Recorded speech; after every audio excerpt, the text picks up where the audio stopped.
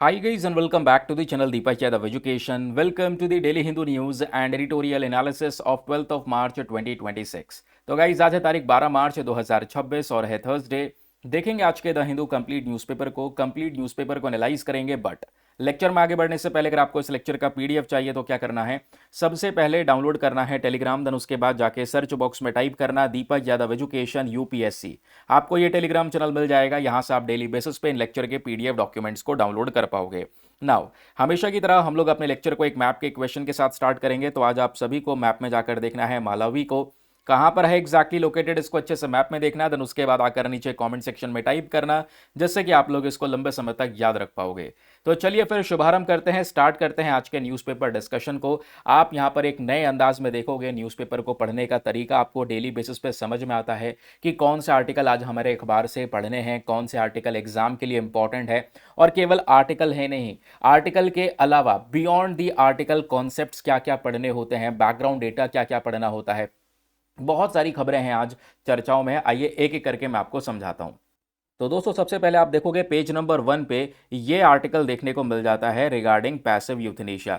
अब दोस्तों ये जो आर्टिकल है ना, ये आज हमारे न्यूज़पेपर में 4 जगहों पे कवर किया गया है। पेज नंबर 12 पर भी है, पेज नंबर 14 पर भी है, पेज नंबर 2 पर भी है, एंड देन जो अभी आप डिस्कस कर रहे हैं ये पेज नंबर 1 पर भी आपको ये देखने को मिल जाएगा।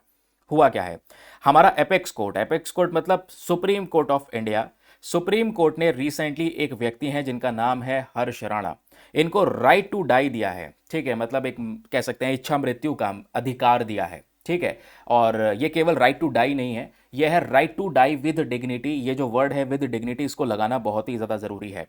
अब देखो ये मैटर क्या है, थोड़ा सा मैं आपको समझाता हूं, इसका बैकग्राउंड आपको थोड़ा सा क्लियर होना चाहिए, क्योंकि लास्ट ईयर हमने नवंबर में डिस्कस किया था, फिर हम लोगों ने इस बार जनवरी में भी डिस्कस किया था। नाउ अभी वापस से यहां पर यह टॉपिक हमारे लिए चर्चाओं में आ चुका है। हुआ क्या है, एक व्यक्ति है जिनका नाम है हरीश राणा, 32 साल की यहाँ पर इनकी उम्र है। और लगभग आज से 13 साल पहले इनके साथ में एक एक्सीडेंट होता है, जहाँ पे 4 मंजिल इमारत से यहाँ पर ये गिर जाते हैं। पंजाब यूनिवर्सिटी के अंदर में इनके साथ में एक हादसा होता है, और उसके बाद में ही यहाँ पर ये वेजिटेटिव स्टेट में रहे हैं। वेजिटेटिव स्टेट जहाँ पे हाथ पैर काम नहीं कर रहे हैं, ठीक है, अच्छे से खाया पिया भी नहीं जाता है, जैसे पैरालिसिस वाली सिचुएशन होती है, ठीक है, कोमा वाली सिचुएशन होती है, कुछ उस प्रकार की स्टेट के अंदर में हरीश राणा पिछले कुछ सालों से हैं।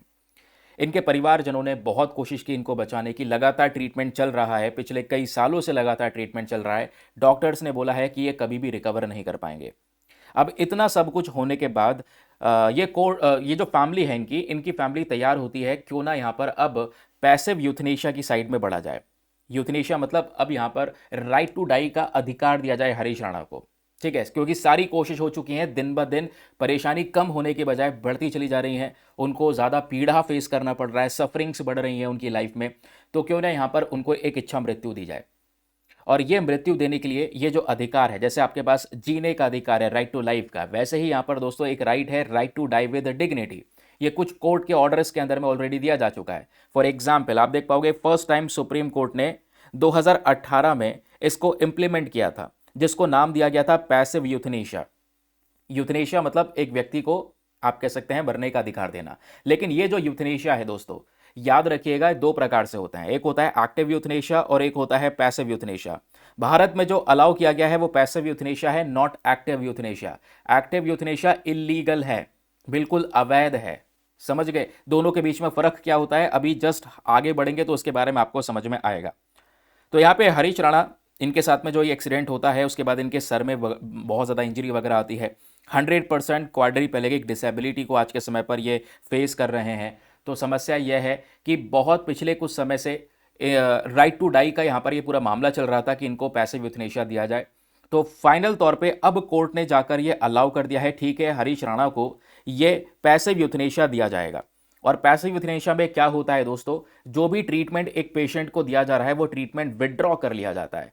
जैसे फॉर एग्जांपल इस केस के अंदर में इनको क्लिनिकली असिस्टेड न्यूट्रिशन जो मिल रहा था, हाइड्रेशन जो सेपरेटली अलग से दिया जा रहा था, अब ये विड्रॉ कर लिया जाएगा, ये ट्रीटमेंट नहीं दिया जाएगा, जिससे धीरे धीरे करके यहाँ पर उनकी मृत्यु हो जाएगी। इसी चीज को कोर्ट कहता है कि ठीक है, परिवार वालों को यहाँ पर सपोर्ट करता है। कोर्ट कहता है you are not giving up on your son. ठीक है, आप यहाँ पर ऑब्वियस ही बात है अपने बेटे को अलाउ कर रहे हैं कि वो पूरे डिग्निटी के साथ में, पूरे गौरव के साथ में यहाँ पर वो दुनिया छोड़कर जा रहा है। ठीक है, बहुत आपने पूरी कोशिश की है, इतने सालों से यहाँ पे लगातार अपना पूरा जीवन लगा दिया है उन व्यक्ति को यहाँ पर बचाने के लिए, बट कोई भी ऐसी पॉसिबिलिटी यहाँ पर नज़र नहीं आ रही है, कोई भी ऐसा रास्ता नहीं दिख रहा है कि हाँ इनकी बॉडी रिकवर हो सकती है। दैट इज़ वाई यहाँ पर ये पैसिव यूथनेशिया को अलाउ किया गया है। आई होप आपको यहाँ पर ये जो आर्टिकल है ये समझ में आ चुका है। लेकिन इस आर्टिकल के अंदर में आप एग्जामिनेशन के परस्पेक्टिव से एक रेलिवेंट जो चीज़ पढ़ेंगे वो है passive euthanasia and what is the exact difference between passive euthanasia and active euthanasia. ये डिफरेंस भी आपको पता होना चाहिए। आइए मैं आपको एक एक करके इसके बारे में समझाता हूँ। करना क्या है, आप बस खाली स्क्रीन पर नीचे की साइड में ध्यान दीजिएगा, आपको एक्स्ट्रा नोट प्रोवाइड करवाए गए हैं और ये हर एक आर्टिकल मिलता है। यही हमारे न्यूज़पेपर एनालिसिस को थोड़ा सा डिफरेंट कर देता है। कॉन्टेक्स्ट क्या है ये आप समझ गए कि सुप्रीम कोर्ट ने इस पर्टिकुलर केस को देखा, पैसिव यूथनेशिया यहाँ पर दे दिया गया है। पिछले 10 सालों से यहाँ पर ये जो व्यक्ति हैं एक वेजिटेटिव स्टेट के अंदर में प्रेजेंट है। अभी आपको वो जो क्वाड्रीप्लेगिक डिसेबिलिटी होती है ना, ये भी जानना ज़रूरी है कि ये एग्जैक्टली होता क्या है। लेकिन उससे पहले यहाँ पर ये जो वर्ड है यूथनेशिया, इसका मतलब क्या है। ये यूथनेशिया वर्ड ग्रीक वर्ड से आया है, ग्रीक वर्ड से मिलकर बना है। यू मतलब होता है गुड और थेनेटॉस मतलब होता है डेथ। गुड डेथ, एक अच्छी मृत्यु देना, मर्सीफुल डेथ देना, पीसफुल डेथ देना, इसको यहाँ पर यूथनेशिया वर्ड से कंसीडर किया जाता है। डन। उसके बाद बात आती है डेफिनेशन की। तो यूथनेशिया मतलब क्या है। यूथनेशिया मतलब है इंटेंशनली, ध्यान में रखिएगा, जानबूझकर, बिल्कुल होश और हवास में, सोच समझ के एक पेशेंट की सफरिंग्स को देखते हुए, ये देखते हुए कि अब कोई आगे डोर नहीं है जिससे यहाँ पर ये प्रॉब्लम कम हो सके, तो इन सब चीज़ों को देखते हुए दोस्तों यहाँ पर एक पेशेंट को मृत्यु देने का यहाँ पर डिसाइड किया जाता है। तो इसी को यूथनेशिया नाम दिया गया है। अब जैसा मैंने बोला यूथनेशिया के टाइप्स हैं, दो प्रकार से यहाँ पर यूथनेशिया देखने को मिलता है। एक होता है एक्टिव यूथनेशिया और दूसरा होता है पैसिव यूथनेशिया। इंडिया में पैसिव यूथनेशिया अलाउ है, एक्टिव यूथनेशिया नहीं। ये बात आपको रट लेनी है, ध्यान रखना है। अच्छा, तो सर एक्टिव यूथनेशिया क्यों नहीं अलाउ है, इसमें ऐसा क्या है। दोस्तों यहाँ पर ना जो डॉक्टर होता है वो डायरेक्टली एक व्यक्ति का जीवन खत्म कर देता है एक्टिव यूथनेशिया में। कैसे, ये तो एक तरीके से मर्डर जैसा सिचुएशन हो गया कि हाँ भाई डायरेक्टली एक पेशेंट की मृत्यु कर देना। कैसे मृत्यु की जाती है, इंजेक्टिंग अ लीथल ड्रग, जहर का एक इंजेक्शन लगाया, पेशेंट को काम खत्म, वो व्यक्ति की डेथ हो गई। ये एक्टिव यूथनेशिया है। और एक्टिव यूथनेशिया में भी दो टाइप्स आते हैं, इसके सब टाइप जिसको आप लोग कह सकते हैं। पहला तो होता है वॉलेंट्री एक्टिव यूथनेशिया और दूसरा होता है नॉन वॉलेंट्री एक्टिव यूथनेशिया। इनके बीच में फर्क क्या है। वॉलेंट्री मतलब भाई पेशेंट रिक्वेस्ट करता है, अब उससे उसकी सफरिंग्स झेली नहीं जा रही है, वो रिक्वेस्ट कर रहा है कि मुझको अब एक मृत्यु दे दो। नॉन वॉलेंट्री एक्टिव यूथनेशिया के अंदर में जो पेशेंट है वो कोई कंसेंट नहीं दे सकता, क्योंकि पेशेंट कोमा में है या वेजिटेटिव स्टेट में है, कुछ बोल नहीं पा रहा, चल नहीं पा रहा, खा नहीं पा रहा, कोमा की स्टेज में है। तो ऐसी स्टेज में पेशेंट कैसे बोलेगा। तो वो आप कह सकते हैं परिवार की साइड से डिसाइड किया जाता है उस व्यक्ति को जहर का इंजेक्शन देने के लिए। तो ये नॉन इनवॉलेंट्री एक्टिव यूथनेशिया है। ठीक है, तो वॉलेंट्री, नॉन इनवॉलेंट्री, इनवॉलेंट्री, इस तरीके से यहां पर ये एक्टिव यूथनेशिया है। लेकिन इसमें ना एक होता है इनवॉलेंट्री एक्टिव यूथनेशिया कि भाई एक पेशेंट की विश उसकी नहीं थी, उसकी विश पूछे ही नहीं है, सीधा यहां पर उसको एक जहर का इंजेक्शन दिया गया। इसको कई बार मर्डर कंसीडर किया जाता है एंड ये हर जगह पर इलीगल है। और इंडिया में भी ध्यान रखना एक्टिव यूथनेशिया बैंड है, कहीं पर भी इजाज़त नहीं है। तो भारत में जिस चीज़ को इजाज़त मिलती है वो है पैसिव यूथनेशिया। और अभी इस पर्टिकुलर केस में भी सुप्रीम कोर्ट ने हरीश राणा के लिए पैसिव यूथनेशिया को अलाउ किया है। आई होप आपको यहां पर ये क्लैरिटी मिली है। जब हम पैसिव यूथनेशिया की बात करते हैं तो इसमें क्या होता है, सिंपली आप समझ चुके हैं। डॉक्टर्स जब एक ट्रीटमेंट को विड्रॉ कर लेते हैं, जो ट्रीटमेंट यहां पर व्यक्ति को दिया जा रहा है उस ट्रीटमेंट को डॉक्टर्स विड्रॉ कर लेंगे, इसी को हम लोग पैसिव यूथनेशिया कहेंगे। मान लो एक व्यक्ति है जो वेंटिलेटर पर लेटा हुआ है, वेंटिलेटर को रोक दिया जाए, ठीक है, या फीडिंग ट्यूब दी गई है, फीडिंग ट्यूब को रिमूव कर दिया जाए, सीपीआर को वापस से स्टार्ट ना किया जाए, ये अब इससे क्या होगा, व्यक्ति की धीरे धीरे डेथ होनी शुरू हो जाएगी। लेकिन क्या होगी, वो नेचुरल तौर पे, ट्रीटमेंट नहीं मिला, नेचुरल तौर पे डेथ हुई है। जबकि एक्टिव यूथनेशिया के अंदर में जबरदस्ती जहर का इंजेक्शन दिया जा रहा है। तो इसलिए यहां पर पैसिव यूथनेशिया अलाउ है and passive euthanasia is legally allowed in India under some strict conditions. ये भी इतना आसान नहीं है, पहले कमेटी फॉर्मेशन होता है, डिसीजन होता है, मेडिकल बोर्ड बैठता है, कोर्ट के पास में केस जाएगा, उसके बाद जाकर पैसिव यूथनेशिया अलाउ होता है इंडिया में, याद रखिएगा। जबकि एक्टिव यूथनेशिया की हम लोग केस डिस्कस करते हैं तो उसमें ये सब चीज़ें नहीं हैं, ठीक है। और एक्टिव यूथनेशिया बैंड है भारत के अंदर में। अब सवाल यह है कि आखिरकार पेशेंट्स यूथनेशिया की क्यों मांग करने लगते हैं या कौन सी स्टेज में। देखो, पेशेंट्स यूथनेशिया की तब मांग करते हैं जब उनको आगे का कोई रास्ता नहीं दिखाई देता, यानी वो पेशेंट टर्मिनल स्टेज कैंसर की स्टेज में है या फिर एड्स की बिल्कुल लास्ट स्टेज में चल रहा है या उसको कोई न्यूरोलॉजिकल कंडीशन हो चुकी है, ब्रेन डीजेनरेटिव वे में जा रहा है, यानी कि ब्रेन इंजरी हो चुकी है, रिकवर नहीं हो पा रहा, या व्यक्ति कोमा में जा चुका है और डॉक्टर कह रहा है कि अब ये कोमा से वापस से रिकवर कभी नहीं करेगा, या वेजिटेटिव स्टेट में जा चुका है, जो हरीश राणा वाला केस है, हाथ पैर सब पैरालिसिस वे में चले जा चुके हैं, ठीक है, या फिर कोई ऐसा केस है जिसका कोई ट्रीटमेंट नहीं है, कोई रिकवरी की पॉसिबिलिटी नहीं है। तो इन सब केसेस के अंदर में दोस्तों जो ये कोर्ट है वो देखता है कि हाँ, ये यूथनेशिया का ऑप्शन बचता है एक इंसान की लाइफ की सफरिंग्स को कम करने के लिए। और दुनिया भर में किस चीज़ को कितनी लीगैलिटी दे रखी है, तो दुनिया भर में भी ज़्यादातर कंट्रीज पैसिव यूथनेशिया को ही फॉलो करती हैं, एक्टिव यूथनेशिया को ज़्यादातर कंट्रीज ने बैन कर रखा है, ठीक है। तो याद रखेगा, पैसिव यूथनेशिया वाइडली एक्सेप्टेड है, active euthanasia most of the countries में, इंडिया के साथ साथ मोस्ट ऑफ द कंट्रीज में इलीगल है, ठीक है। अब क्वेश्चन यह है कि मान लो सवाल बन जाए कि एक्टिव यूथनेशिया क्या कुछ कंट्रीज में अवेलेबल है, क्या दिया जाता है ये? बिल्कुल। जैसे आज आप देखोगे नेदरलैंड, बेल्जियम, लग्जमबर्ग, कनाडा या यूएस के कुछ और सम पर्टिकुलर स्टेट्स, ये कुछ स्ट्रिक्ट गाइडलाइंस के तहत एक्टिव यूथनेशिया दे देते हैं। तो कुछ जगह पर अलाउ है, लेकिन मोस्ट ऑफ द कंट्रीज में इसको बैन कर रखा है, ठीक है। और भारत के अंदर में पैसिव यूथनेशिया अलाउ है, और ये 2018 में सबसे पहली बार इंप्लीमेंट किया गया था, जब 5 जज की एक बैठक यानी कॉन्स्टिट्यूशनल बेंच बैठी थी। उसके बाद ही यहाँ पर डिसाइड हुआ 2018 के अंदर में, जिसके तहत यहाँ पे बोला गया जैसे लोगों को राइट टू लाइफ जीने का अधिकार दिया है आर्टिकल 21 में, वैसे ही right to die with dignity का अधिकार भी लोगों के पास में होना चाहिए। और पैसिव यूथनेशिया यहाँ पे जो बहुत ही ज़्यादा बीमार पेशेंट्स हो उनको ये अधिकार देता है। समझ गए? आई होप आपको ये क्लैरिटी मिल चुकी है। एक्टिव यूथनेशिया इलीगल है, ये हमने समझा। अच्छा, यहाँ पे जब हम हरीश राणा का केस डिस्कस कर रहे हैं, 32 साल के यहाँ पर ये व्यक्ति हैं, एक्सीडेंट की वजह से यहाँ पर ये कौन से प्रॉब्लम का शिकार बने हैं? क्वाड्रीप्लेगिया, क्वाड्रीप्लेगिया इंजरी या क्वाड्रीप्लेगिया डिसेबिलिटी। इसको दोस्तों यहाँ पर टेट्राप्लेगिया के नाम से भी जानते हैं, जब हाथ पैर पूरी तरह से पैरालाइज हो चुके हैं, पूरा बॉडी स्ट्रक्चर, बीच में स्टमक वाला स्ट्रक्चर भी पूरी तरह से पैरालाइज हो चुका है, सही तरीके से यहाँ पे काम नहीं कर रहा है, बॉडी के हर एक पार्ट को कहीं ना कहीं बड़ी इंजरी पहुंची है। इसके पीछे के कारण एक्सीडेंट हो सकता है, स्पाइनल कॉर्ड डिजीज हो सकती है, स्ट्रोक हो सकता है, ट्रॉमा हो सकता है, ये सारे के सारे रीजन हो सकते हैं। क्वाड्रीप्लेगिया के इफेक्ट्स क्या होते हैं? मसल्स काम करना बंद कर जाती हैं, हाथ पैर काम नहीं करते, इंसान ना बैठ पाता है, ना सही से चल पाता है ना। उसके अलावा ब्लैडर में इशू होने लगेंगे, बिना सपोर्ट के सांस भी नहीं ले सकता। तो ये सब प्रॉब्लम होती है। फिर इवन उसके अलावा बहुत सारे और भी functions, for example heart beat, temperature, breathing, इन सब के ऊपर में एक भयंकर इंपैक्ट पड़ना शुरू हो जाता है। तो ये सब होता है दोस्तों इस क्वाड्रीप्लेगिया इंसिडेंट में, जिसके बाद यहाँ पर डिसाइड हुआ है, जैसे इस केस में डिसाइड हुआ है कि हाँ, हरीश राणा को जो पैसिव यूथनेशिया है वो दिया जाए। आई होप आपको ये आर्टिकल अच्छी तरीके से क्लियर हो चुका है, बेटर तरीके से समझ में आ चुका है। चलिए अगले न्यूज़ आर्टिकल पर बढ़ते हैं। एक और बहुत ही ज़्यादा काम का टॉपिक जो हमारे थंबनेल में भी मेंशन है। अच्छा, थंबनेल वाला टॉपिक तो तीसरा वाला है, इससे पहले अभी एक और टॉपिक है, सुनिएगा। पेज नंबर 4 पे आपको दोस्तों यहाँ पर यह आर्टिकल देखने को मिल जाएगा, very very important. Ceramic unit जो है, सेरेमिक यूनिट स्पेशली यहाँ पर आपको पता है, रिसेंटली हमने डिस्कशन भी किया था, गुजरात का मोरबी शहर, याद है या नहीं? मोरबी शहर में बहुत सारी टाइल्स वगैरह बनाई जाती हैं, और ये टाइल्स वगैरह जो बनती हैं इसके लिए प्रोपेन की या नेचुरल गैस की ज़रूरत पड़ती है। तो ये जो प्रोपेन वगैरह है ये वेस्ट एशिया से आता है, तो वेस्ट एशिया से भी प्रोपेन वगैरह की सप्लाई कम हो गई थी, तो इस वजह से वो चर्चाओं में था। नाउ अगेन फिर से अब की बार कौन सा एक टाउन चर्चाओं में है? Khurja.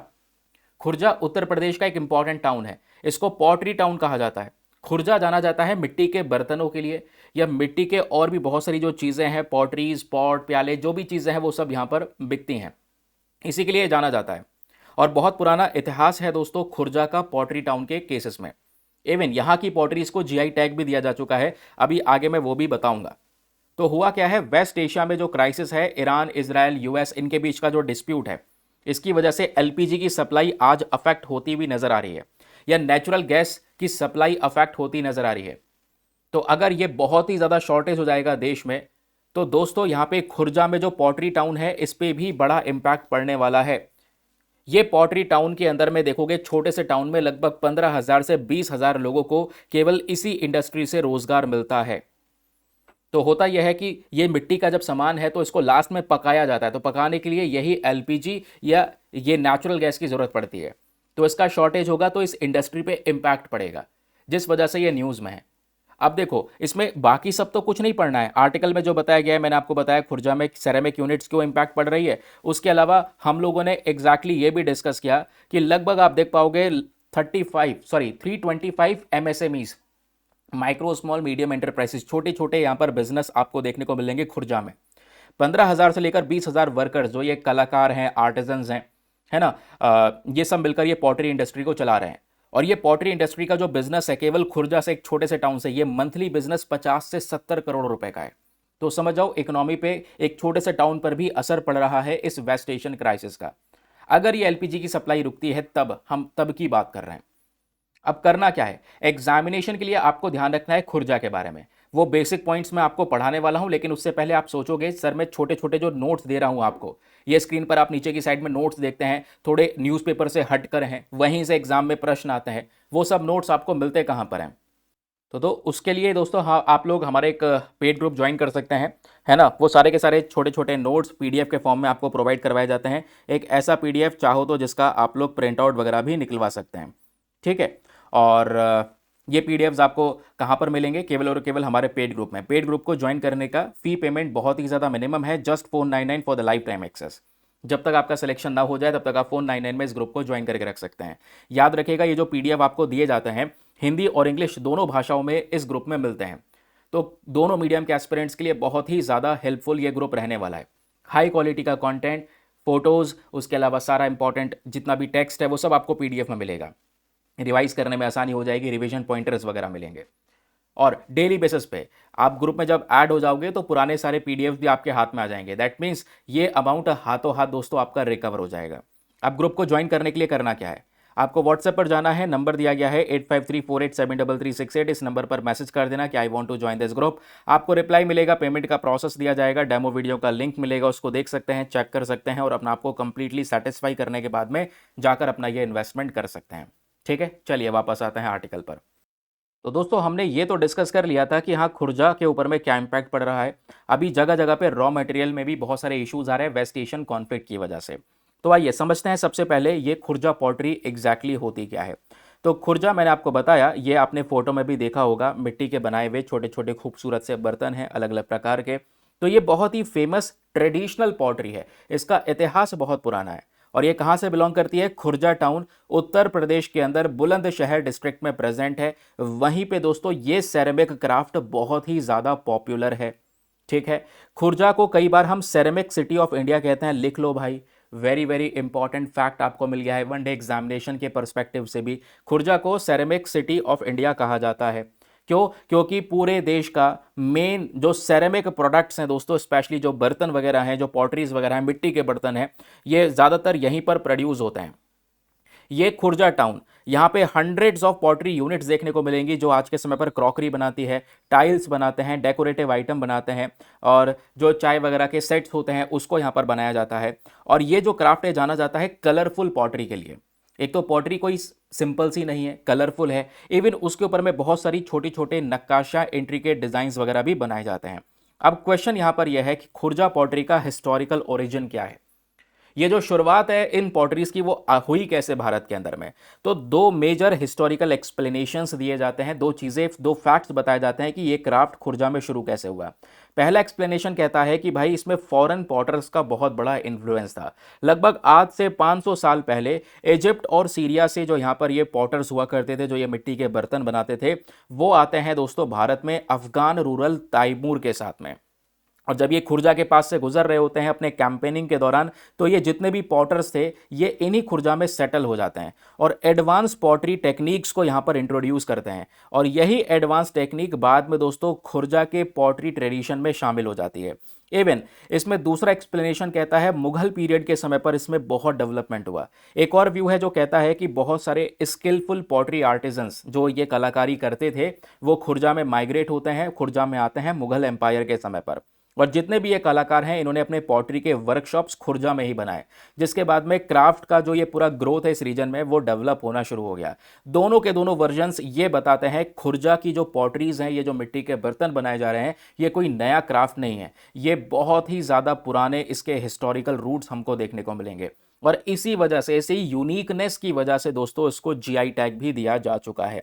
Khurja pottery already GI tag को रिसीव कर चुका है, इसलिए एग्जामिनेशन के लिए इंपॉर्टेंट है, इसको एक अलग से ऑथेंटिसिटी की पहचान दी जा चुकी है। नाउ क्वेश्चन यह है खुर्जा पॉटरी में क्या क्या आइटम्स बनाते हैं? इस पॉटरी के अंदर में सेरेमिक आइटम्स में बहुत सारी चीज़ें हैं, जैसे चाय वाले सेट्स हो गए, उसके अलावा crockery, decorative ceramic pieces, ceramic tile, है ना, कलरफुल पॉटरी आइटम्स, ये सब कुछ यहाँ पर मिल जाता है, जो ब्राइट कलर्स के थ्रू घिरे हुए होते हैं, बहुत सारे फूल पत्तियों के डिज़ाइन होते हैं, एकदम से मतलब ग्लास फिनिश होता है, बहुत अच्छे से यहाँ पर वो दिखाई देते हैं। तो इसके पीछे की जो बहुत मेहनत है ना, उसको भी हमें समझना होगा। खुर्जा पॉटरी को बनाने के पीछे का एक बड़ा प्रोसेस लगता है। जैसे सबसे पहले मिट्टी का इस्तेमाल करना, क्ले को मिक्स करना, उसका एक अच्छे टेक्सचर को अचीव करना, तभी एक अच्छा शेप आएगा। फिर उसको शेप देना, फिर उसको सुखाना, कलर्स करना, पेंटिंग करना, और लास्ट में हाई टेम्परेचर पर उसको पकाया भी जाता है भट्टों के अंदर में। और इसी पकाने के लिए जो एलपीजी गैस वगैरह है, इसकी ज़रूरत पड़ती है, जो जैसे हम लोगों ने डिस्कस किया। इसका शॉर्टेज होगा तो इस पूरे के पूरे इंडस्ट्री के ऊपर में एक बड़ा इम्पैक्ट पड़ता हुआ नजर आएगा। नाउ सबसे इंपॉर्टेंट पॉइंट, अभी तक आपको केवल एक ही बात याद रखनी है खुर्जा के बारे में, कि Khurja is a ceramic city of India.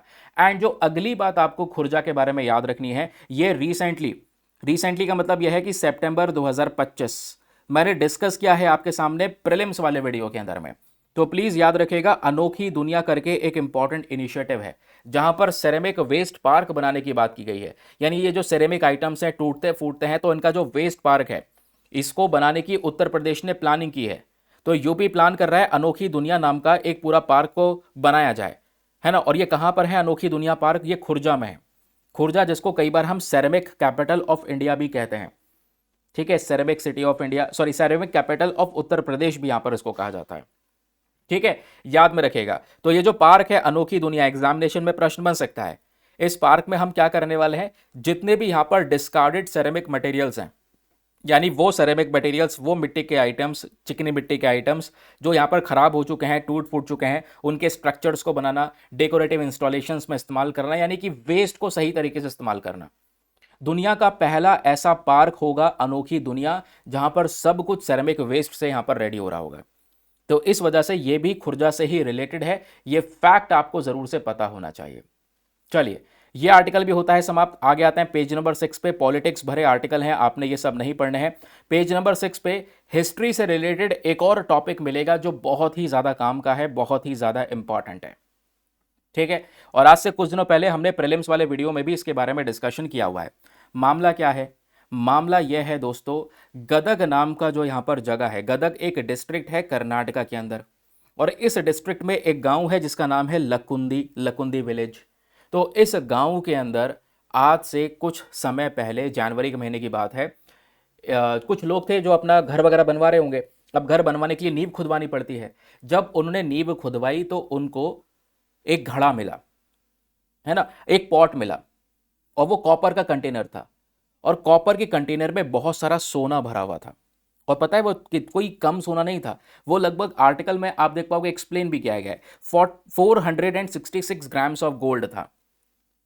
इतना सोना था जिसकी आज के समय की वैल्यू 80 लाख से ऊपर की है। ये वैल्यू यहां पर बताई गई है। लेकिन अगर हम इसकी ट्रेडिशनल वैल्यू देखें, क्योंकि ये इतिहास में बहुत पुराना है, क्योंकि इस गोल्ड को माना गया है कि ये 500 से 600 साल पुराना है, तो इसकी अगर एंशिएंट वैल्यू को कैलकुलेट किया जाए तो ये आप समझ लो कि ये जो 80 लाख बताया जा रहा है, ये 8 करोड़ से ज्यादा की वैल्यू हो जाएगी इसकी, क्योंकि एंशिएंट टाइम का जो ये पर्टिकुलर वैल्यू है वो भी इसमें अगर हम इंक्लूड कर दिया जाए तो अभी हुआ क्या, जैसे यहां पर ये सारा का सारा गोल्ड मिला, तो जो लोग घर बनवा रहे थे, उन परिवार का नाम है रित्ती फैमिली। तो इन्होंने यहां पर डिसाइड किया कि जितना भी ये गोल्ड है इसको लोकल एडमिनिस्ट्रेशन को सौंप दिया जाएगा। ये लोकल एडमिनिस्ट्रेशन तक पहुंचा। उसके बाद आर्कियोलॉजिकल सर्वे ऑफ इंडिया के पास गया। तो हमारे एक आर्कियोलॉजिस्ट हैं जिनका नाम है एच.एस. कृष्णा मूर्ति, इन्होंने यहां पर इन आइटम्स को वेरीफाई कर लिया है। और वेरीफाई करने के बाद में यह बताया है कि ये गोल्ड अपने आप में बहुत अद्भुत है, बहुत वैल्यूएबल है। ये वैल्यूएबल इसलिए है क्योंकि हमारे आर्कियोलॉजिस्ट ये कहते हैं कि ये गोल्ड बिलोंग करता है विजयनगर एम्पायर को, और उस समय पर ऐसे ऑर्नामेंट्स इस्तेमाल होते थे। इन ऑर्नामेंट्स को डिटेल से देखोगे तो इन ऑर्नामेंट्स पे लायन का फेस बना है, कीर्ति मुख बना है। तो माना जाता है कि ये जितने भी ज्वेलरी आइटम्स हैं, ये ज्वेलरी आइटम्स कहीं ना कहीं उस समय पर बनाए गए थे ताकि जो फीमेल डीटी हैं, ठीक है, खासकर यहाँ पर हमारी कह सकते हैं धर्म में देवियाँ हैं, उनको ऑफर करने के लिए ये सारे के सारे ज्वेलरी बनाए गए हैं, ये सारे जेवर बनाए गए हैं, ठीक है। ऐसा यहाँ पर अनुमान है आर्कियोलॉजिकल एक्सपर्ट के थ्रू। बाकी इनका कहना यह है कि अभी लकुंदी विलेज में और भी बहुत सारी चीज़ें हैं जिसके बारे में जानकारी मिल सकती है। एक्सकेवेशन करने की कोशिश की है। लकुंदी विलेज में एक बार ऐसा प्रोग्राम चलाया गया था जहां पे लोगों के घरों में से कुछ इंपॉर्टेंट रिलिक्स अवशेष इकट्ठे करे गए थे। उनकी एंशियंट चीज़ों को खोजा गया था। तो लकुंदी विलेज के अंदर में बहुत गहरा इतिहास दबा हुआ है, जिसको आज के समय पर एक्सकेवेट किया जा रहा है। लगातार हमारे आर्कियोलॉजिस्ट कोशिश करते हैं। तो ऑटोमेटिक आप देख पाओगे ये आइटम भी मिलता है। इसके बारे में जानकारी आपको पता होनी चाहिए। तो पहली चीज, लकुंदी विलेज कहां पर है, याद होना चाहिए, कर्नाटका के गदग डिस्ट्रिक्ट में है। ये इतना इंपॉर्टेंट नहीं है। इंपॉर्टेंट यह है कि लकुंदी विलेज की अपने आप में एक बहुत ही महत्वपूर्ण पहचान है। वो क्या है, आइए वो समझाता हूं। अब दोस्तों आओ उस पहचान के बारे में पढ़ो। ये नीचे आप देख पाओगे सारे इंपॉर्टेंट नोट को ऐड किया गया है। ये नोट वही पेड ग्रुप वाले पीडीएफ में मिल जाते हैं, आप उसको चेक कर पाओगे। लकुंदी विलेज कर्नाटका में है और इस विलेज के अंदर में एक बहुत ही इंपॉर्टेंट मंदिर है, बहुत प्राचीन मंदिर, जिसका नाम है कोत वीरभद्रेश्वरा टेम्पल। तो इस मंदिर का लोकेशन याद रखिएगा, एग्जामिनेशन में पूछा जाता है। ठीक है। अब ये लकुंदी जो विलेज है, ये एक समय पर एक क्वीन हुआ करती हैं जिनका नाम है क्वीन अतिमबे। तो इनकी कर्म भूमि भी इसको कहा जाता है। क्वीन अतिमबे जो है ये जैनिज्म की फॉलोवर थी। अपने फिलॉन्थ्रोपिक वर्क्स के लिए यहाँ पर ही जानी जाती हैं, बहुत चीज़ें इन्होंने दान की है। तो इनका कर्म भूमि हुआ करता था लकुंदी। तो लकुंदी से जुड़े ये 3 फैक्ट्स आपको देखने को मिलेंगे। अब आगे आते हैं। अब लकुंदी के अंदर में जो ये पॉट ऑफ गोल्ड मिला है, ये डिस्कवर हुआ है। आइए इसके बारे में थोड़ा डिस्कशन करते हैं, क्योंकि अब इसने बहुत सारे आर्कियोलॉजिस्ट के अंदर में एक नया इंटरेस्ट जगा दिया है। क्योंकि आर्टिकल में ये सारी बातें बताई गई हैं। ये गदग डिस्ट्रिक्ट में प्रेजेंट है। गदग डिस्ट्रिक्ट दोस्तों जो हम्पी है, हम्पी खुद यूनेस्को वर्ल्ड हेरिटेज साइट है। तो हम्पी से लगभग 80 किलोमीटर की दूरी में आपको ये लकुंदी विलेज देखने को मिल जाएगा। ये विलेज हिस्टोरिकली बहुत रिच है। इस विलेज में बहुत सारी ऐसी जगह हैं, ऐसे स्ट्रक्चर्स हैं जो आज के समय पर रिसर्च करने जा सकते हैं। क्योंकि लकुंदी गांव जो है दोस्तों, ये अपने आप में अलग अलग मंदिरों के लिए जाना जाता है। यहाँ पे डिफरेंट टाइप्स ऑफ टेम्पल्स हैं, जैन बसाड़ीज हैं, इवन स्टेप वेल्स हैं। स्टेप वेल समझ रहे हैं, वो वाले कुएं जो सीढ़ियों के थ्रू उतरकर नीचे जाया जाता है। ठीक है। जैन बसाड़ीज मतलब जैन मंदिर की बात हो रही है। तो बहुत सारे टेम्पल यहाँ पर देखने को मिले हैं। तो यहीं पर अभी पॉट ऑफ गोल्ड मिला। 466 ग्राम्स गोल्ड था, जो सब मैंने आप लोग को ऑलरेडी बातें बता दी हैं। क्योंकि एक परिवार वालों ने वो जो गोल्ड है वो आर्कियोलॉजिस्ट को वापस से मतलब इनको प्रोवाइड करवाया कि भाई आप रिसर्च करो क्या है क्या नहीं है। तो उनको उसका गिफ्ट भी मिला है, जो हमारा लॉ कहता है। तो 5 लाख रुपीज़ उनको प्रोवाइड करवाए हैं। बाकी घर बनाने में थोड़ा सपोर्ट भी गवर्नमेंट देने वाली है। ठीक है। अब लकुंदी की जब बात आती है तो लकुंदी पूरा गांव एक बहुत ही इंपॉर्टेंट ट्रेड और कल्चर सेंटर रहा है। अगर आप इतिहास पढ़ोगे तो 10th से लेकर 13 सेंचुरीज एडी के समय पर यहां से बहुत सारा व्यापार हुआ करता था, यह मानना है। हिस्ट्री में बताया गया है कि भाई उस समय पर देखो लकुंदी कर्नाटका में है और सदर्न इंडिया में बहुत सारे एम्पायर्स खड़े हुए, डिक्लाइन हुए। एम्पायर्स में कल्याणी चालुक्याज हैं, राष्ट्रकूटाज हैं, होयसलाज हैं, विजयनगर एम्पायर है। और इसी दौरान दोस्तों यहाँ पर लकुंदी विलेज में बहुत सारा व्यापार लगातार होता रहा। लोगों के पास में बहुत अमाउंट था और उसी समय पर ये जो ज्वेलरीज वगैरह है वो मिली हैं। उसी समय की विजयनगर एम्पायर के टाइम पीरियड की ये ज्वेलरी या ये जो गोल्ड के ऑर्नामेंट्स हैं ये मिले हैं। इस गांव में आज बहुत सारे मंदिर हैं, जैन बसाड़ीज यानी जैन टेम्पल हैं, स्टेप वेल हैं। स्टेप वेल को हम कल्याणीज कहते हैं, प्लीज़ इसको याद रखिएगा, एग्जामिनेशन में क्वेश्चन यहाँ पर बन सकता है। ठीक है। और इस जगह पे मैंने बताया बहुत सारा जो कह सकते हैं कि एक्सकेवेशन किया गया है। अलग अलग तरीके से कह सकते हैं कि खुदाई करके नई नई प्रकार की रिसर्चेस खोजी गई हैं। देखो 1953 में, फिर 1968 में, 1976 में, 2003 में लगातार यहाँ पर खुदाई करके नई नई प्रकार की जो चीज़ें हैं वो खोजी गई हैं। लगभग 10 अंडरग्राउंड टेम्पल्स यहाँ पर मिले हैं। 17 जैन टेम्पल्स के एविडेंसेस मिले हैं। ढेर सारी पॉटरीज मिली हैं, इंस्क्रिप्शन मिले हैं, रेलिक्स डिस्कवर करे गए हैं। उसके अलावा जो एंशियंट टाइम के फोर्ट वॉल हुआ करते थे, एंशियंट टाइम के किले हुआ करते थे, उनके थोड़े बहुत यहाँ पर एविडेंसेस मिले हैं। लोगों का मानना यहाँ पर यह है कि भाई ये तो लकुंडी विलेज का एक ट्रेलर है। असली जो यहाँ पर लकुंदी टाउन है ना, वो इस गांव में 6 फीट की गहराई में दबा हुआ है। अगर 6 फीट की गहराई में जाएंगे तब जाकर आपको और भी बहुत सारे एविडेंस मिलेंगे। ये भी क्लेम किया जाता है, माना जाता है। तो आप समझ जाओ इस गांव का इंपॉर्टेंस क्या रहा है। ठीक है। तो पिछले दशकों में जो विलेजर्स हैं वो बहुत ज़्यादा जाने जाते हैं, उनको जगह जगह से कुछ ना कुछ मिलता रहा है शुरू से ही। तो इसलिए हमने एक समय पर अवेयरनेस कैंपेन भी चलाया था नवंबर 2024 के अंदर में। ठीक है, हेरिटेज अवेयरनेस कैंपेन। हम लोगों ने डोर टू डोर हर घर में कुछ इंपॉर्टेंट जो रेलिक कलेक्शन है उसको करने की कोशिश की थी। और लगभग 1000 से ज़्यादा पुराने ज़माने के आर्टिफैक्ट्स एक दिन में इकट्ठे करे गए थे लोगों के घरों से। ठीक है, लोगों ने दिए जिसके ऊपर हम रिसर्च कर सकें, जानकारी निकाल सकें। तो फ्यूचर प्लान भी यही है कि भाई इस जगह को ना भविष्य में ओपन एयर म्यूजियम बनाया जा सकता है, क्योंकि इसमें लगातार कुछ ना कुछ मिलता नजर आया है। बाकी और भी बहुत सारे एक्सकेवेशन खुदाइयाँ की जाएंगी जिससे हमको ढेर सारी जानकारियाँ मिलती रहें। टूरिज्म के पर्सपेक्टिव से इस एरिया को ओपन किया जाएगा एंड दैट्स इट, इतना ही याद रखिए। बाकी ये छोटे छोटे रिविजन पॉइंटर्स आपको दिए गए हैं चीज़ों को रिवाइज करने के लिए। क्लियर हो गया? चलिए दोस्तों, अगले न्यूज़ आर्टिकल पर आते हैं। लेकिन अगले आर्टिकल पर बढ़ने से पहले एक बहुत ही छोटा सा एक क्वेश्चन है। इस प्रश्न को ज़रा आप लोग आंसर कीजिए नीचे कमेंट सेक्शन में। क्वेश्चन क्या कहता है? लकुंडी हाल ही में न्यूज़ में देखने को मिला है अपने आर्कियोलॉजिकल डिस्कवरीज की वजह से। ये लकुंडी कौन से राज्य में पाया जाता है? ज़रा बताओ नीचे कमेंट सेक्शन में। क्या ये तमिलनाडु में है, क्या ये तेलंगाना में है, या फिर आंध्र प्रदेश में है, या फिर कर्नाटका के अंदर में है? कहाँ पर है बताओ जल्दी जल्दी नीचे कमेंट सेक्शन में। बहुत ईजी क्वेश्चन है आपके सामने ये। ठीक, आगे आते हैं और आगे आ ही गए हैं तो एक और प्रश्न दोस्तों आपके सामने हाथों हाथ है। ये भी लोकेशन को लेकर है। जरा फटाफट इसका आंसर भी नीचे कमेंट सेक्शन में लिख दो।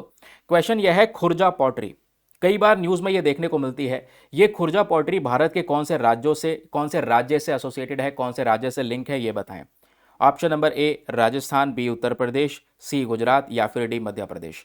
क्या आंसर होना चाहिए इसका? फटाफट आंसर लिखो नीचे कमेंट सेक्शन में। आगे बढ़ते हैं ना। अब आता है आज का हमारा एडिटोरियल डिस्कशन। अब एडिटोरियल में ज्यादा चीजें तो इंपॉर्टेंट नहीं है, इकलौता काम की चीज इसमें मिलने वाली है, वो डिस्कस करेंगे।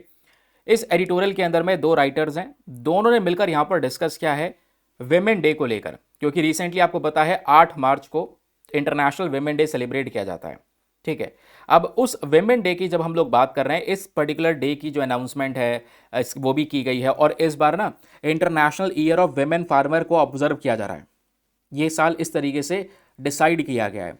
तो यहाँ पे इस आर्टिकल में राइटर ने डिस्कशन किया है कि जो विमेन फार्मर्स हैं, महिलाएं जो फार्मिंग सेक्टर में बिलोंग करती हैं, ये योगदान तो बहुत दे रही हैं, लेकिन उनको वो पहचान नहीं मिल पा रही है, या उसके हिसाब से उनको रिटर्न नहीं मिल पा रहा है। उनको बहुत कम पेमेंट मिल पाती है, या परिवार के साथ में वो काम कर रही हैं तो उनकी उसमें काउंटिंग नहीं हो पा रही है। मैं आपको समझाता हूँ मामला क्या है। तो उसमें कुछ सुधार करने की बात की गई है। कुछ अलग अलग डेटा इस्तेमाल किया है राइटर साहब ने। परी फाउंडेशन का यहाँ पर डेटा इस्तेमाल किया है, पीरियोडिक लेबर फोर्स सर्वे का डेटा इस्तेमाल किया है, अलग अलग स्टेट्स की यहाँ पर जो वेजेस चल रही हैं वो डेटा डिसाइड किया है। ठीक है, कौन कौन से गांव के अंदर में क्या क्या स्ट्रक्चर है वेमेन फार्मर्स का, महिलाएं जो किसानी कर रही हैं उनका, वो यहाँ पर डिसाइड किया है। आइए एक एक करके समझाऊंगा बेहतरीन तरीके से, क्योंकि इस पूरे एडिटोरियल के मैंने शॉर्ट नोट बनाए हैं, आपको मजा आएगा और बहुत अच्छे से सुनना है, क्योंकि आज का मेंस का क्वेश्चन इसी पर्टिकुलर एडिटोरियल पे आपको देने वाला हूं। तो आइए समझते हैं। यहां पर राइटर ने हेडिंग दी है holding up half the sky on Indian farms. कहने का मतलब यह है कि आज भारत के एग्रीकल्चर सेक्टर में, खेती में लगभग 50% महिलाओं का योगदान है। तो महिलाओं का कंट्रीब्यूशन तो ज़्यादा है, लेकिन उस कंट्रीब्यूशन के बदले में क्या उनको रिटर्न में मिल पा रहा है? क्वेश्चन यह है। तो आंसर इज नो, ऐसा यहां पर इनका कहना है। तो कंटेक्स्ट क्या है? पहली बात, ये बेसिक तौर पे जो एडिटोरियल है इसको लिखा क्यों गया है? क्योंकि 8 मार्च को इंटरनेशनल विमेन डे ऑब्जर्व किया गया और ये देखा गया कि महिलाओं का जो कंट्रीब्यूशन है एग्रीकल्चर सेक्टर में, उस योगदान में कितनी सारी चीज़ें महिलाएं कंट्रीब्यूट कर रही हैं। तो United Nation Food and Agriculture Organisation, जिसको FAO कहते हैं, इन्होंने इस ईयर को, जैसे एक year international year of millets declare किया गया था, लेकिन इस बार ये जो ईयर है यह है international year of women farmer, ये यहाँ पर डिक्लेयर किया गया है, ताकि हम ये डिस्कस कर सके कि दुनिया में जो एग्रीकल्चर सेक्टर है उस एग्रीकल्चर सेक्टर में महिलाओं का कितना बड़ा रोल है। क्योंकि भारत के अंदर में जो वेमेन है, जो महिलाएं हैं, ये सबसे बड़ा रोल एग्रीकल्चर सेक्टर में, खेतों में प्ले करती हैं। एग्रीकल्चर सेक्टर में इनका योगदान है, क्रॉप्स प्रोडक्शन में इनका योगदान है, इवन केवल एग्रीकल्चर सेक्टर ही नहीं, लाइव स्टॉक रियरिंग में इनका योगदान है। आज पशुपालन हो रहा है, गाँव में गाय भैंसें पाली जा रही हैं, उनका भी सबसे ज़्यादा यहाँ पर काम ये महिलाएं ही कर रही हैं। मछली पकड़ी जा रही हैं, फिशरिंग सेक्टर में योगदान है, इससे संबंधित दूसरी और एक्टिविटीज़ में भी महिलाओं का योगदान है। तो कंट्रीब्यूशन तो बहुत ज़्यादा है, इकोनॉमिक कंट्रीब्यूशन, लेकिन आज इस इकोनॉमिक कंट्रीब्यूशन को हम रिकॉर्ड नहीं कर पा रहे, हम उनको वो वैल्यू नहीं दे पा रहे। इतना कुछ करने के बावजूद भी आज वेमेन जो फार्मिंग सेक्टर से या एग्रीकल्चर सेक्टर से एसोसिएटेड है, उनको वो वैल्यू नहीं मिल पाती। तो यही इशू यहां पर राइटर ने मेंशन किया है कि despite being central to agriculture, agriculture sector में मेन रोल है महिलाओं का, उसके बावजूद भी आज उनको जब मजदूरी देने की बात आती है तो बहुत कम मिलती है, पहचान देने की बात आती है तो बहुत ही लिमिटेड रिकॉग्निशन इनको मिलता है। ठीक है, अब आइए लिमिटेड रिकॉग्निशन क्यों मिलता है, तो इसमें राइटर ने मेंशन किया है, पहली प्रॉब्लम है lack of accurate data on women farmers. Data देखोगे एग्रीकल्चर सेक्शन का तो महिलाओं को लेकर ज्यादा ऑफिशियल डेटा है ही नहीं। महिलाएं कितना योगदान दे रही हैं एग्रीकल्चर वर्क के अंदर में, उस डेटा को सटीक तरीके से कैप्चर ही नहीं किया गया। अब ये कैप्चर क्यों नहीं किया गया? क्योंकि वेमेन जो वर्कर्स हैं वो अक्सर यहां पर अनपेड हैं। वो महिला घर के काम भी संभाल रही है, अपने बाकी सारे काम और खेती बाड़ी भी संभाल रही है ना। घर की खेती है, होम बेस्ड फार्म्स हैं, तो घर के बच्चों को पालना, फिर घर में ही यहाँ पर गाय भैंस हैं वो भी करना, फिर उसके बाद खेतों का काम करना, और ये सारा काम घर के कामों में जोड़ दिया गया। तो इस वजह से यहाँ पर काउंट नहीं हो पा रहा है, समझ रहे हैं? तो यही है कि भाई सर्वे के अंदर में इनको एज अ वर्कर नहीं जोड़ा जा रहा है, तो वर्कर ही सारे काम यहाँ पर जोड़ दिए गए। बोला जा रहा है वो घर का ही तो काम है, नहीं, उनको एज अ सर्वे में एज अ वर्कर जोड़ना चाहिए था। फिर लेबर सर्वे जो होता है, सर्वे करवाया जाता है, तो पीरियोडिक लेबर फोर्स सर्वे ने इस एम्प्लॉयमेंट को मेजर करने की कोशिश की, लेकिन इनफॉर्मल वेमेन वर्क इतना ज़्यादा है कि इसको कैप्चर सही से किया ही नहीं गया। यानी जो महिलाएं हैं, घर का काम भी है, उसके अलावा अपने घर का खेती वगैरह ये सब काम भी है, इसको संभाल रही हैं, कॉन्ट्रीब्यूशन बहुत ज़्यादा है, इनफॉर्मल काम है, तो वो पहचान में यहाँ पर नहीं आ पा रहा है। जबकि एक ऑफिशियल डेटा ये कहता है कि वर्क फोर्स में महिलाओं का पार्टिसिपेशन तेजी से बढ़ा है। जो काम कर रही है महिलाएं, उनमें योगदान बहुत बढ़ चुका है।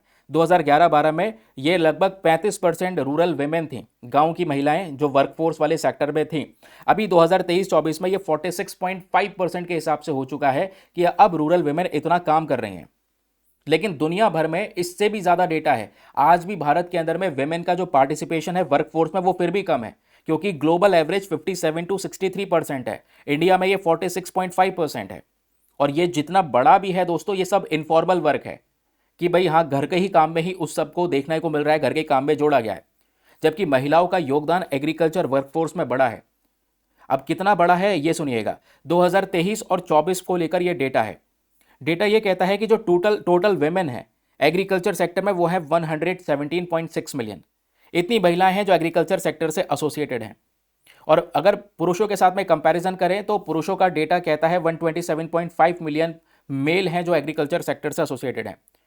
अब कहोगे ज़्यादा फर्क तो नहीं है, 117 मिलियन 127 मिलियन, ये दिखाता है कहीं ना कहीं महिलाएं आज के समय पर आधा एग्रीकल्चर सेक्टर संभाल रही हैं।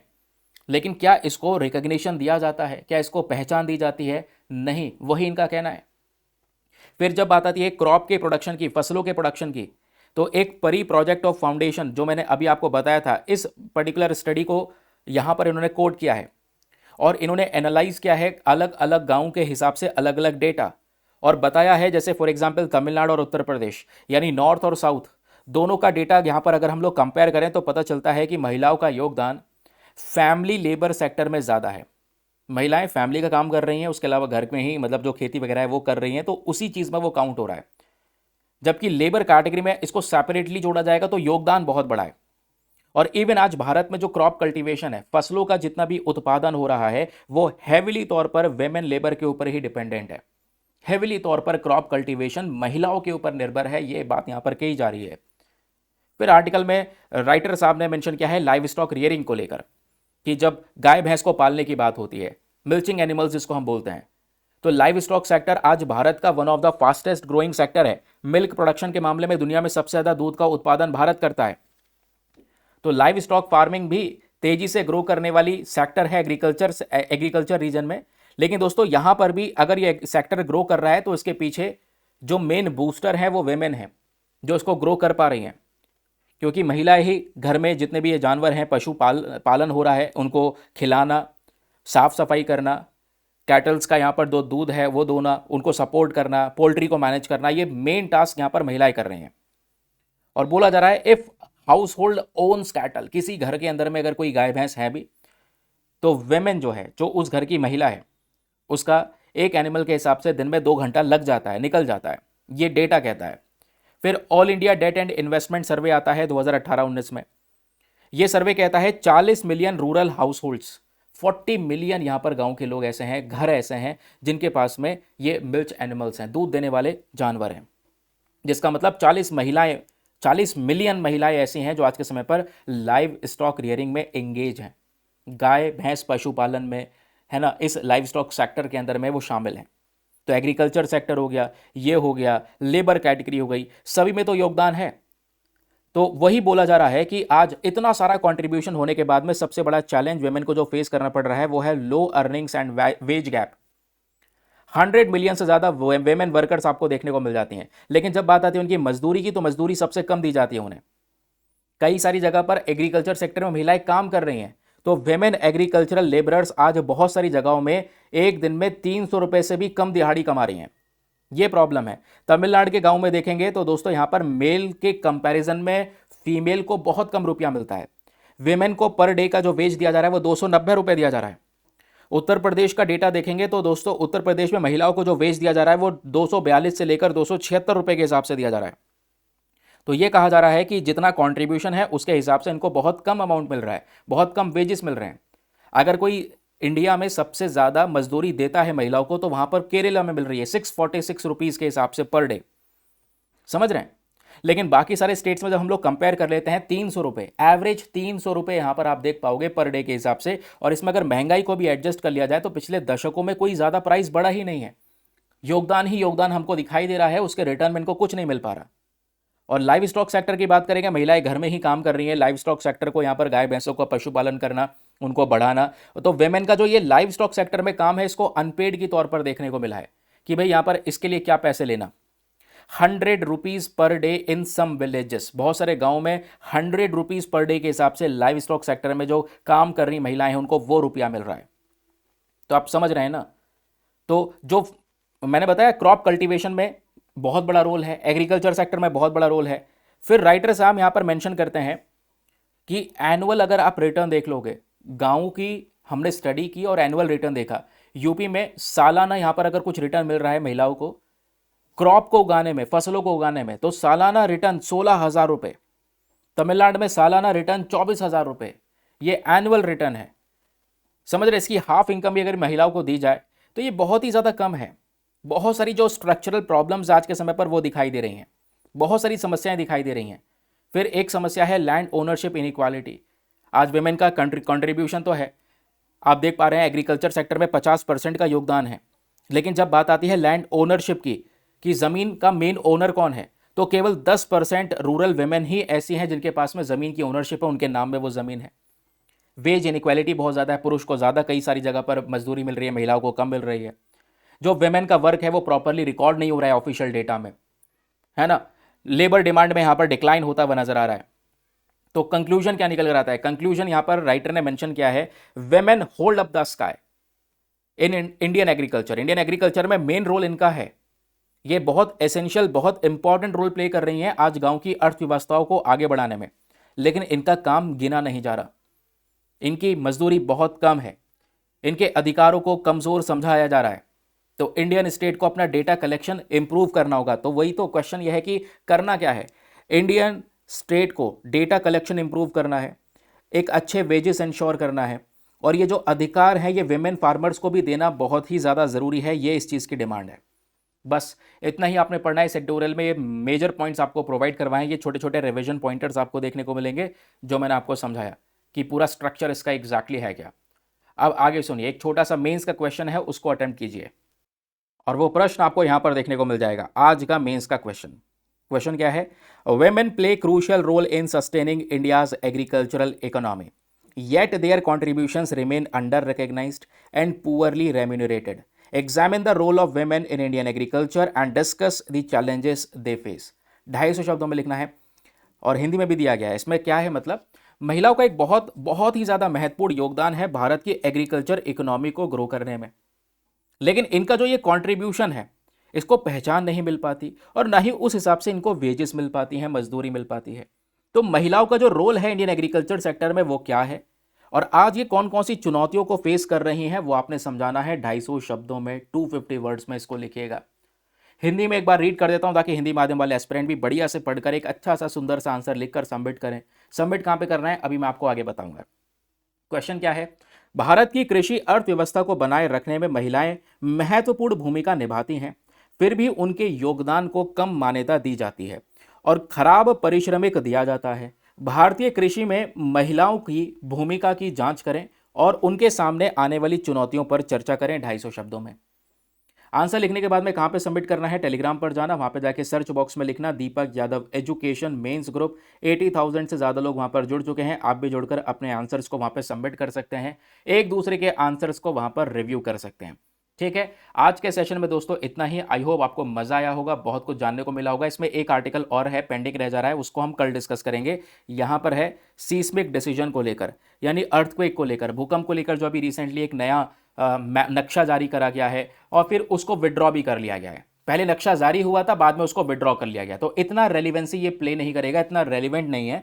तो अभी मैं आपको समझा दूंगा, फिलहाल इसके बारे में मोटा मोटी एक जानकारी मिल जाएगी कि वो नया नक्शा क्या था। जोन नंबर 6 ऐड कर दिया गया था अर्थक्वेक के मैप में, बाद में इसको सरकार ने वापस से हटा लिया है। तो आया और हट गया, इसलिए रेलिवेंट नहीं है। आया रुका रहता तो थोड़ा सा हमारे लिए रेलिवेंट भी रहता है एग्जामिनेशन के लिए। तो अभी के लिए इसको स्किप करो, डिस्कस करेंगे कल आराम से। आज के लिए इतना ही, मिलते हैं नेक्स्ट वीडियो में। Bye bye, have a nice day, thank you and जय हिंद।